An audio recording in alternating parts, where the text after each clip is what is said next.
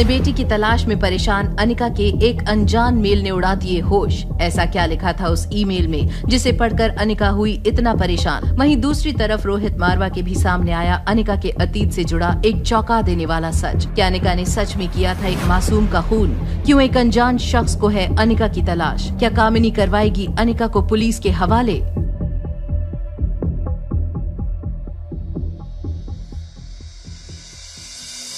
अपने बेटे से मिलने के मुंह में अनिका ने अपनी मां की आखिरी निशानी, वो फार्मा कंपनी भी मनीषा और कामिनी के नाम करने के लिए उन पेपर्स पर साइन कर दिया था। लेकिन अनिका को इतना बेबस देख आर्यन ने बड़े ही चालाकी से उन पेपर्स पर मेडिसिन सिरप गिरा दिया। ये देखकर मनीषा और कामिनी का गुस्सा 7वें आसमान पर चढ़ गया। शैतान, ये क्या किया तूने? कितने जरूरी कागजात थे ये। माफ कर दीजिए, बच्ची है वो, गलती से गिर गया होगा। बेटा सॉरी बोल दो। मैं क्यों सॉरी बोलूं मम्मा, ये लोग बैड हैं। देखो तो जरा कैसे जुबान चलती है इसकी। बच्ची है वो, उससे गलतियां तो करेगी ही, आखिर तुम्हारी ही तो बेटी है। आगे चलकर न जाने और क्या क्या गुल खिलाएगी। कामिनी, मेरी बेटी के बारे में एक शब्द भी गलत बोला तो तुम्हारी जुबान खींच लूंगी। अनिका, मेरी बेटी से तमीज से बात करना। कामिनी बेटा, क्यों इतना परेशान होती है? मैं हूँ ना। सब घर चलो, मैं डॉक्यूमेंट्स फिर से बनवा लेती हूँ। उसमें क्या है? ठीक है, मैं रिया को होटल छोड़ कर आती हूँ। ज्योति बुआ, अब मैं चलती हूँ। आप अपना ध्यान रखना। और प्रीति, अगर किसी भी चीज की जरूरत हो तो मुझे बेझिझक कॉल कर देना। ठीक है दीदी। कामिनी, इसका पीछा कर और ये कहीं भाग ना जाए। ओके मम्मा। एक छोटी सी फार्मा कंपनी के पीछे गुलेरिया और डोगरा परिवार हाथ धोकर पीछे पड़े हुए थे और ये ही बात अनिका को सताए जा रही थी। आखिर क्या मंशा थी इन लोगों की? क्यों वो अनिका को इस कंपनी के पेपर साइन करने पर इतना मजबूर कर रहे थे? टैक्सी आते ही आर्यन आगे वाली सीट पर बैठ गया। वो अपनी मॉम को ये फार्मा कंपनी देने से रोकना चाहता था, इसीलिए मौका मिलते ही आर्यन ने चुपके से कोई मैसेज किया। आई नीड योर हेल्प, मम्मा को बैड आंटी से बचाना है। जैसे ही आर्यन ने वो मैसेज भेजा, तभी एक अनजान नाम से अनिका के फोन पर एक ईमेल आया। अपने बेटे तक पहुंचना चाहती हो तो डॉक्यूमेंट्स पर साइन मत करना। अगर साइन नहीं किया तो मैं तुम्हें तुम्हारे बेटे का सच जल्दी ही बता दूंगा। ये मेल पढ़ते ही अनिका के चेहरे का रंग उड़ गया। उसे लगा कि कोई तो था जो उसका पीछा कर रहा है और उसकी पल पल की खबर रख रहा है। अनिका ने तुरंत मेल का जवाब देने की सोचा। वो जानना चाहती थी कि इस सब के पीछे आखिर है कौन। जहाँ एक तरफ अनिका परेशान थी, वहीं दूसरी ओर हाफते हुए सनी तेजी से रोहित के पास आया। भैया, वो अनिका। क्या हुआ? मैंने जो काम कहा था वो हुआ? हाँ भैया, अनिका के बारे में इंफॉर्मेशन मिल गई। आप यकीन नहीं करोगे कि अनिका ही। सनी ने जो कहा उसे सुनकर रोहित के होश उड़ गए। उसे अपने कानों पर यकीन नहीं हो रहा था अनिका का वो सच जानकर। वहीं दूसरी तरफ उसे अपने कानों पर यकीन नहीं हो रहा था अनिका का वो सच जानकर। वहीं दूसरी तरफ अनिका भी परेशान थी, लेकिन उसकी परेशानी का कारण वो ईमेल था। लाख कोशिशों के बाद भी वो ये पता नहीं कर पा रही थी कि आखिर उसे वो ईमेल किसने भेजा था। अनिका अपने ख्यालों में इतना खो चुकी थी कि उसे पता ही नहीं चला कि टैक्सी होटल पैराडाइज पहुंच चुकी थी। मम्मा, हम होटल पहुंच गए। ओह सॉरी बेटा, कम ऑन लेट्स गो। मम्मा, क्या आप डॉक्यूमेंट्स पर साइन करने वापस जाओगी? नहीं बेटा, मम्मा कहीं नहीं जाएगी। टैक्सी से उतरते ही अनिका आर्यन का हाथ पकड़कर लिफ्ट की ओर चलने लगी। लिफ्ट का वेट करते वक्त कामिनी अनिका का पीछा करते हुए वहां पहुंची। जैसे ही अनिका का ध्यान कामिनी की ओर गया, आर्यन ने मौका देखते हुए रिया को मैसेज किया। रिया, हमारा प्लान सक्सेसफुल रहा। मम्मा डॉक्यूमेंट्स पर साइन नहीं करेगी। तुम तो रिया को छोड़ के घर आने वाली थी ना? हाँ, पर अब मैंने अपना इरादा बदल दिया। तुम ऐसे अपनी बात से पलट नहीं सकती। अच्छा, और अगर मेरे डॉक्यूमेंट साइन करने के बाद तुम लोग पलट गए तो मैं कैसे मान लूं कि तुम सच में मेरे बेटे के बारे में जानते हो?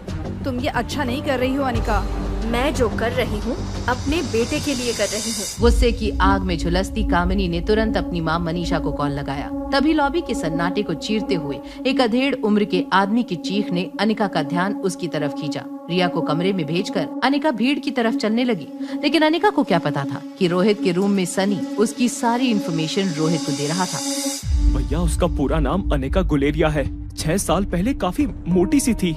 उस वक्त उसकी शादी कुणाल डोगरा से हुई थी, लेकिन शादी के दूसरे दिन पता चला कि वो पहले से ही प्रेग्नेंट थी। क्या? उसने एक बेटी को जन्म दिया था, लेकिन कुणाल डोगरा ने उसके बच्चे को कभी अपना नाम नहीं दिया। फिर उसके पापा ने उससे सबसे कहीं दूर भेज दिया था।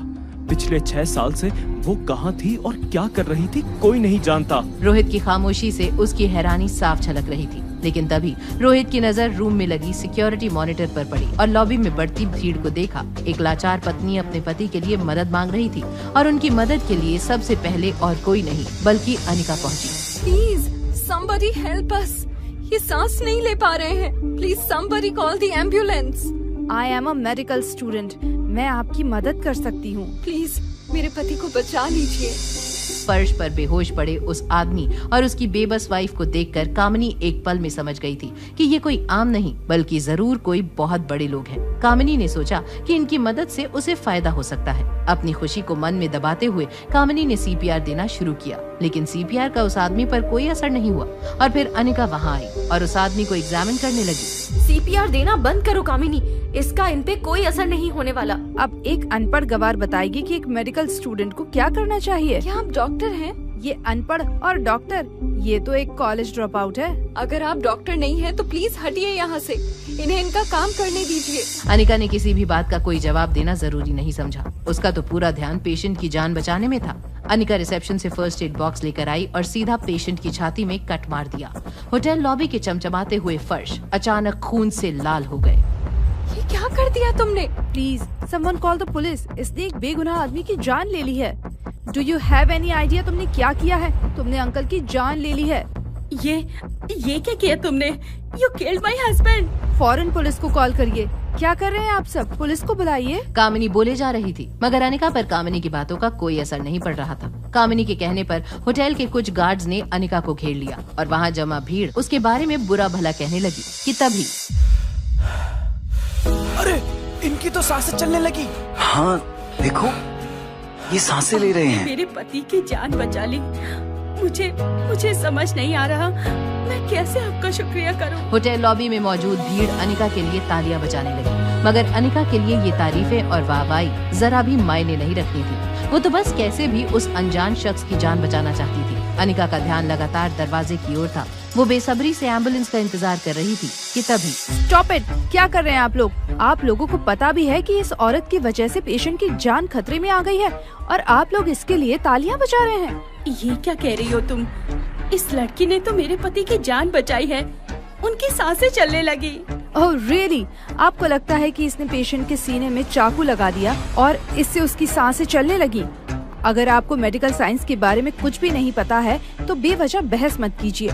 आपके पति की जान मेरे दिए हुए सीपीआर ट्रीटमेंट से बची है, ना कि इस अनपढ़ की वजह से। क्या मतलब? मतलब ये कि मैं डॉक्टर बनने वाली हूँ। बहुत जल्दी मुझे MBBS की डिग्री मिल जाएगी।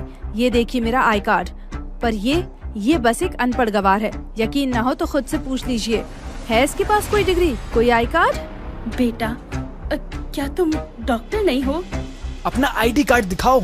हाँ, ID कार्ड दिखाओ। अनिका चाहती तो अपना ID कार्ड दिखाकर वहाँ मौजूद हर शख्स का मुंह बंद कर सकती थी, पर उसके लिए अपनी पहचान छुपाए रखना जरूरी था। भीड़ का शोर लगातार बढ़ता जा रहा था। अनिका को समझ नहीं आ रहा था कि वो क्या करे। वो अपने पर्स से अपना ID कार्ड निकालने जा रही थी कि तभी डॉक्टर आ गए। इन्हें ऑपरेट किसने किया? इस बेवकूफ लड़की ने जो आज तक कॉलेज भी नहीं गई। मैं सबको समझा कर थक गई कि कोई भी ऐरा गहरा ऐसे ही ऑपरेशन नहीं। क्या कहा आपने? ये लड़की कभी कॉलेज नहीं गई? How is this even possible? बिना किसी मेडिकल इक्विपमेंट के इतने सही तरीके से तो कोई जीनियस ही सर्जरी कर सकता है। डॉक्टर, मेरे हस्बैंड ठीक तो है ना? आपके हस्बैंड पूरी तरह से खतरे से बाहर हैं। जो ऑपरेशन इस लड़की ने यहाँ किया, हम हॉस्पिटल में भी वो नहीं करते। बस कुछ स्टिचेस लगाने हैं और कुछ दिन हम पेशेंट को मॉनिटर करेंगे। उसके लिए हमें इन्हें एडमिट करना होगा।